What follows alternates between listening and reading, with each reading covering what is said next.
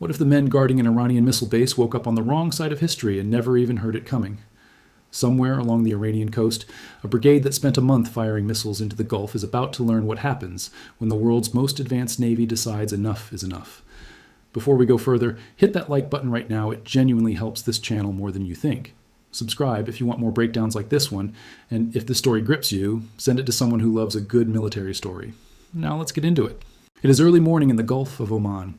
The water is calm, almost too calm for what is about to happen. A gray shape sits low on the horizon. An American amphibious warship, quiet, patient, waiting for a window that has already been chosen for it. Nobody on shore knows this window exists yet. That is the whole point. 400 kilometers to the north, inside Iranian territory, a military compound is still asleep. It houses a brigade that has spent weeks launching missiles across the Gulf, testing the patience of a country that does not like to be tested twice. For a month, the world has watched this pattern repeat. Strikes go out, warnings go unanswered, and somewhere in Washington, a decision has already been made about how this story ends. For weeks, analysts have been watching this exact stretch of coastline through satellite imagery, trying to guess when the response would come and how big it would be. Some expected a symbolic gesture, a single strike, enough to send a message without escalating things further. Nobody watching those satellite images expected what was actually about to happen. This was not going to be a message. This was going to be a statement written in steel and fire, one designed to be impossible to misread. This morning, that decision arrives. On the deck of the American ship, missile launchers open one after another. There is no dramatic countdown, no last-minute hesitation, just a rhythm, tight and mechanical, one missile leaving its cell every few seconds. Fire, smoke, silence, then fire again. 13 missiles in total, climbing into the sky in a pattern designed by people who have run this exact scenario hundreds of times in simulation before ever doing it for real. To really understand why this particular morning matters, you have to rewind a bit further, past the missiles, past the ship, all the way back to how this entire conflict started in the first place. For months, tensions along this stretch of coastline had been building slowly, the kind of pressure that builds in small increments until it suddenly does not feel small anymore. Strikes and counterstrikes. Warnings issued, then ignored. Each side testing exactly how far the other one was willing to go before actually crossing a line that could not be uncrossed. What made this particular strike different was not that it happened. Everyone expected another strike eventually. What made it different was who it targeted and how completely it was planned before the first missile ever left the launch tube. To understand why this moment matters, you need to understand the weapon doing the work. It is called the Precision Strike Missile, and it is the newest addition to the American arsenal, built to replace an older missile that has served for decades. On paper, its numbers are impressive. A range well past 300 miles, a speed near 3 times the speed of sound in its final seconds. 2 missiles fit inside a launch tube that used to carry only 1, which means more firepower packed into the same amount of steel and space. This weapon was not built overnight. It came out of a rare kind of military program, one that actually arrived ahead of schedule and under budget, which almost never happens with modern weapons development. Most large defense programs run late, cost more than promised, and deliver less capability than advertised. This one did the opposite, and it did it quietly, without much public attention, right up until the morning it was actually used in anger. But the real danger of this missile is not its speed or its range, it is the way it flies. Most people imagine a missile like a ball thrown into the air, rising, curving, falling in a smooth, predictable arc. Older ballistic weapons behave almost exactly like that. Once they are launched, their path can be calculated within seconds, which gives a defending country time to react.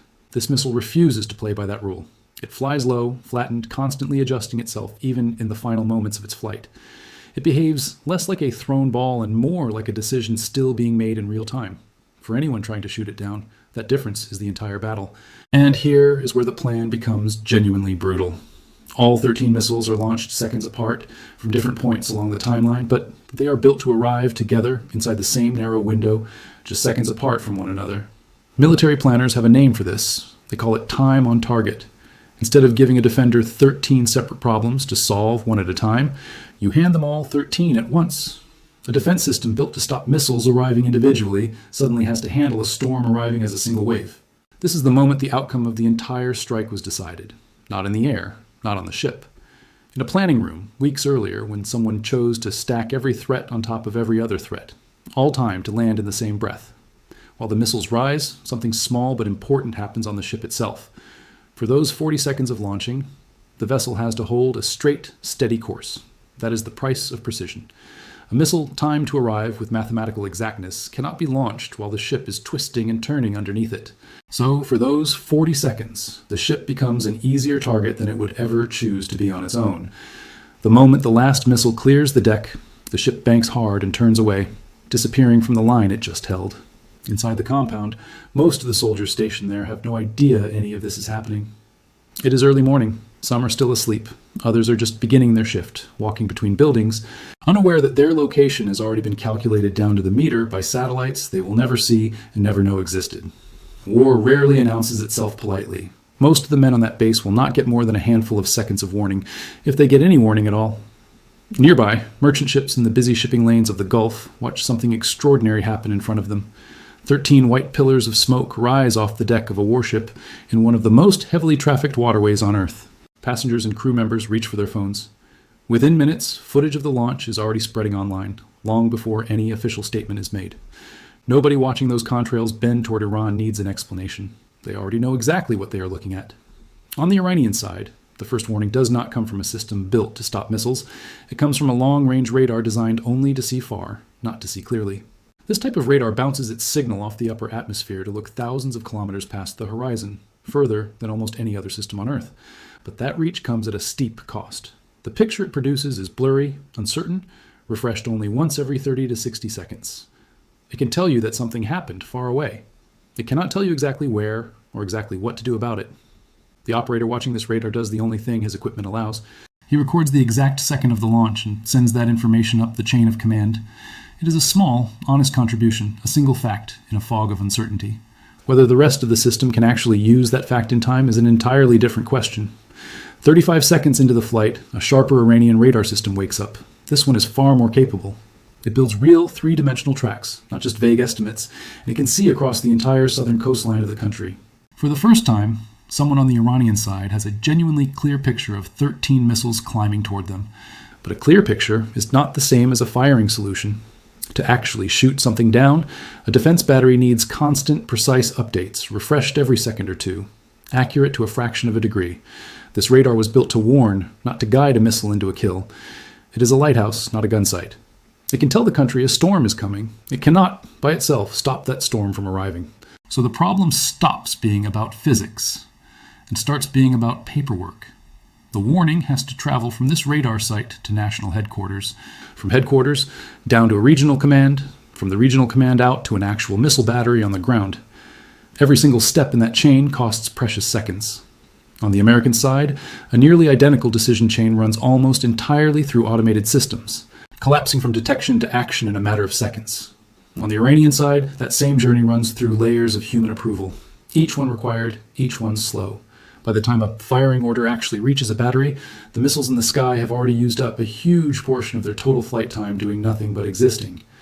This is not a new weakness. It is one that has existed inside Iran's air defense network for years, built during a different era against a different kind of threat. Systems designed decades ago were never meant to fight a war measured in seconds. They were built to fight a slower kind of war, one with more warning, more time to react, more room for human judgment to matter. That older world simply does not exist anymore. And no amount of bravery or training from the people operating these systems can fully make up for the gap between the tools they were given and the war they are actually being asked to fight. If you are enjoying this breakdown so far, do me a quick favor, drop a comment telling me where you are watching this from right now. It helps this video reach more people who would genuinely enjoy it, and I promise I read every single one. 90 seconds into the flight, something strange happens in the sky. The missiles go dark, their boosters burn out, one after another, and the bright trails they were leaving simply stop. From the ground, there is nothing left to see. No flame, no heat signature bright enough to track easily. Just 13 small, cold shapes coasting upward on nothing but the speed they already built up, climbing so high that the air around them becomes too thin to hold onto. At this altitude, the missiles are above almost everything Iran has left to defend this stretch of coastline. The sky is black, even though it is morning. Below, the Gulf looks like a sheet of polished metal, and the Iranian coastline slides past underneath, quiet, unaware of what is already falling toward it. Then, one by one, the noses of the missiles begin to tip forward. Small fins bite into what little air remains at this height. Each missile begins its own separate descent, adjusting its path individually, correcting itself again and again. All 13 racing toward the exact same arrival time, despite starting their final descent from slightly different positions. This is the missile's flattened, aggressive flight profile finally showing its purpose. It is not simply falling, it is steering all the way down. Below them, one of Iran's more advanced air defense systems sits directly in their path. This battery has genuinely earned respect during this conflict, having helped bring down American surveillance drones in previous weeks. Its radar spins, its crew is ready. And for the first 2 minutes of this engagement, none of that readiness matters, because the missiles are crossing through a stretch of sky that this system was never designed to reach. The battery commander watches the altitude numbers scroll past on his screen, and his expression barely changes. His interceptors can climb to a certain ceiling and no higher. The missiles overhead are flying well above that limit, safely out of reach for now. The only moment his system can actually touch them is during the final dive, the last few seconds before impact, when the missiles finally drop low enough to enter his interceptor's reach. He runs the math in his head, working backward from the timestamp that first radar operator sent north. Total flight time for the incoming wave, somewhere around 5 minutes. Time already lost to the layers of command approval, close to a full minute. Time his own interceptors need just to climb to the right altitude, 20 to 30 seconds. What is left is a brutally short window, somewhere around 40 usable seconds, to stop 13 incoming targets. 40 seconds, 13 targets. A fire control system that can only guide a handful of missiles at once against a handful of targets at any given moment. It is the difference between a kitchen with 4 burners and a room full of guests who all showed up to eat at exactly the same time.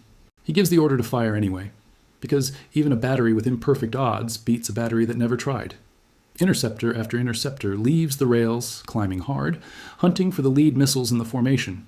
High above, the air fills with the sound of engagement, white trails leaning sideways in the wind, supersonic within seconds.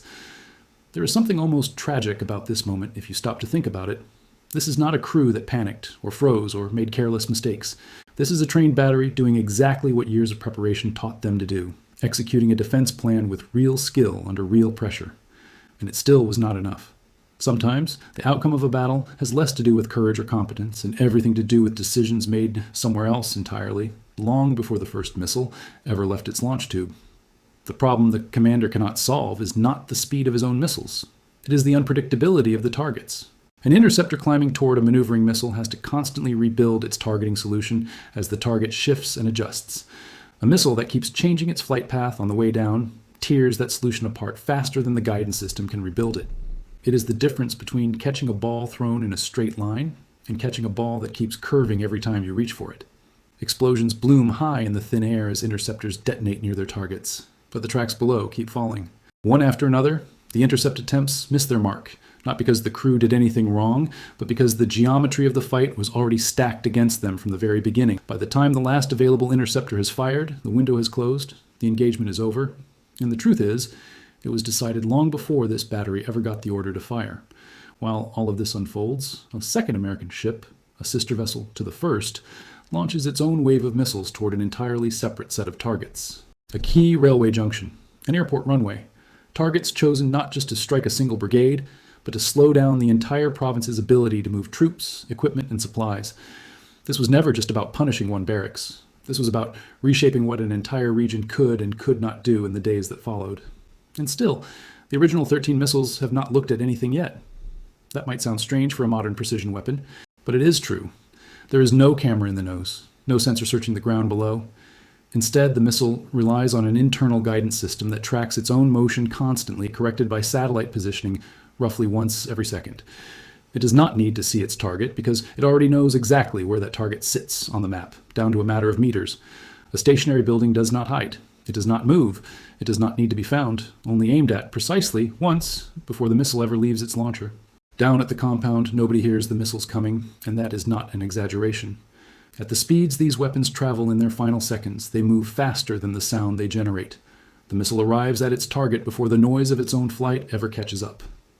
It is the reverse of everything a person instinctively expects. The impact comes first. The sound comes after, if it comes at all in time to matter. A defense gun inside the compound tries anyway, radar spinning, barrels swinging toward the incoming shapes. But against a target diving almost straight down at this speed, the angle needed to actually hit it becomes physically impossible to reach in time. Tracer rounds fill the sky, chasing a target that is already past the point where those rounds could ever catch up to it. And then, impact. The lead missile strikes the northern building of the compound. What hits first is not even the explosive charge. It is the sheer weight and speed of the missile itself. arriving with the raw kinetic force of a small truck moving at incredible speed. Only after it has already punched through the structure does the internal charge detonate, timed deliberately to explode inside the building rather than against its outer wall. Within seconds, the other 12 missiles follow, striking different points across the compound in a tight, overlapping sequence. Dormitories, guard posts, vehicle areas near the perimeter. The entire compound disappears under a wave of dust and shock waves, one impact rolling into the next, before the debris from the last one has even settled. For over a month, nearly every target struck inside Iran during this conflict had belonged to a very specific branch of the country's military. This strike was different. It reached deeper, and it hit a unit belonging to the country's regular army instead. That distinction matters enormously to the people making decisions in Tehran because it signals something bigger than a single battle. It signals that the boundaries of this conflict have shifted, and shifted in a direction nobody on the Iranian side wanted to see. Quick pause here. If you have made it this far into the video, you clearly care about how this stuff actually works, not just the headlines. So here's a small challenge. Hit the like button before the next section starts, right now, before you forget. It takes 1 second, and it tells this channel to keep making videos exactly like this one. All right, let's finish this. News of the strike reaches Tehran within the hour, but the full picture takes far longer to assemble. Communication lines are damaged. Reports from the ground are incomplete, contradictory in places, as reports from a disaster zone almost always are in the first few hours. What officials do know almost immediately is the scale of what just happened. A regular army compound, deep inside Iranian territory, struck by a weapon most of their air defense network was never built to intercept. That single fact changes the tone of every conversation happening in every command room across the country that morning. For the soldiers who survived the strike, the days that follow are chaos. Search and rescue efforts begin almost immediately, but the damage to communication and transport infrastructure in the surrounding area slows everything down. The railway junction struck by the second American ship was not a random target. It was the only broad-gauge rail line feeding into that entire province, meaning heavy equipment, replacement troops, and emergency supplies now have almost no fast way to reach the area at all. The nearby airport runway, also struck that morning, cannot handle anything heavier than a small transport aircraft until repairs are finished. The only other option is a mountain highway, stretching well over 500 kilometers, slow, winding, and completely inadequate for moving anything at military scale. This was never simply an attack on one barracks. It was a calculated effort to cut off an entire province from the rest of the country's military machine, at least for a while. So what does a morning like this actually tell us? Once the smoke clears and the numbers get counted, it tells us that modern warfare has quietly become a story about time more than anything else. Not raw firepower, not the number of missiles on either side. Time. The side that can compress the gap between seeing a threat and reacting to it down to seconds instead of minutes holds an advantage that almost nothing else can make up for. Every layer of approval, every radar with a slow refresh rate, every human hand that has to sign off before a trigger gets pulled becomes a crack that an opponent can exploit with total precision. It also tells us something uncomfortable about defense in general. Having a capable system is not the same as having a system that can actually be used in time. Iran's radar operators did their jobs correctly, following procedure exactly as trained. Their battery commanders made rational decisions with the information available to them. The failure here was not a failure of individual people. It was a failure baked into the structure they were forced to operate inside, a structure built for a different, slower kind of war.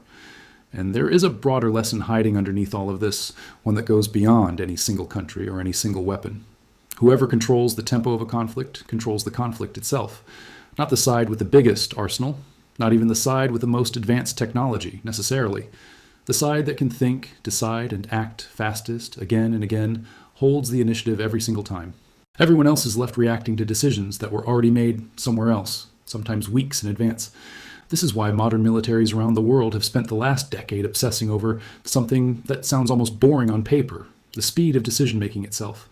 Not just better missiles or better radar, but faster chains of command, fewer layers of approval, systems that can go from detection to action without waiting on a human to sign off at every single step. It sounds like a small technical detail buried deep inside a defense budget somewhere. In reality, what it might be the single biggest factor separating winners from losers in conflicts like this one. Speed has quietly become the most valuable weapon in any modern arsenal, more valuable in many cases than the missiles themselves. Think about what that actually means for the future. The next major conflict, wherever it happens, will very likely be decided less by who has more weapons, and more by who can process information, make a decision, and act on it, all within the smallest possible window of time.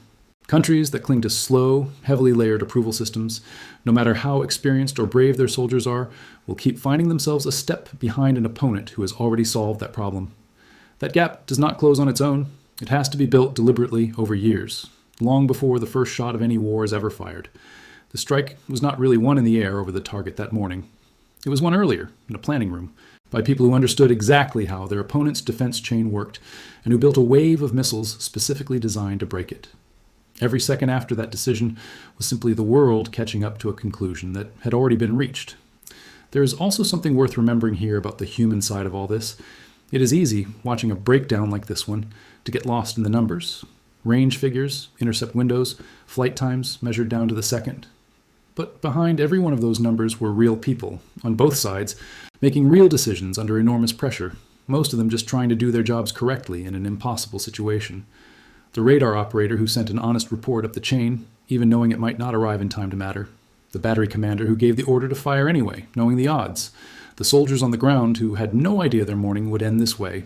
War, even when it is described in terms of technology and timing, is never actually about the technology. It is about the people forced to live inside its consequences. And that is really the uncomfortable truth sitting underneath this entire story. Technology decides how fast a war moves. People are the ones who have to live with how far it goes. That is the part that should genuinely stay with you. Wars are not only fought with missiles and radar and steel, they are fought with clocks.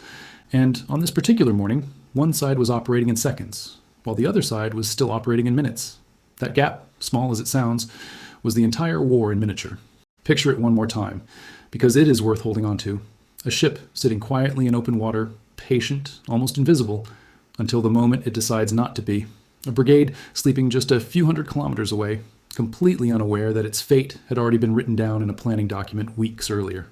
Radar operators doing everything right, sending honest reports up a chain that simply could not move fast enough to matter.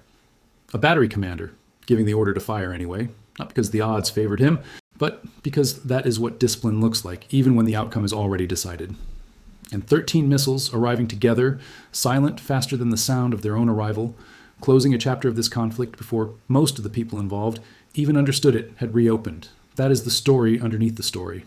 Not just what happened that morning, but why it happened exactly the way it did, and what it tells us about the direction modern warfare is heading. The side that thinks faster, plans further ahead, and compresses time into its own advantage will keep winning these exchanges, again and again, long after the smoke from any single morning is cleared.